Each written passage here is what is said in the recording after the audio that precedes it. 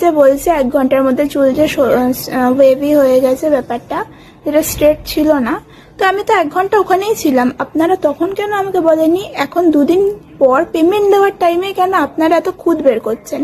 আমি এখানে আমার কাজের পিকচারগুলো দিয়ে দেবো, আমি সব পিকচার নিতে পারিনি, এটা আমার একটা খুব বড় ভুল হয়ে গেছে। কিন্তু আমার কাছে সত্যিকারের টাইম ছিল না, আমার এতটা রাত হয়ে গেছিল আমার।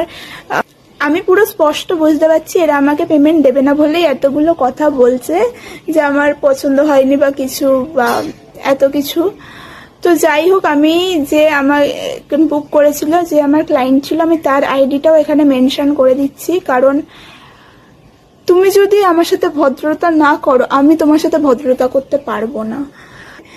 তো যাই হোক, এদেরকে কিছু বলার নেই, জাস্ট আইডিটা মেনশন করে দিলাম। জাস্ট তোমরা এই ক্লায়েন্টের বুকিং নিলে একটু সাবধানে থেকো।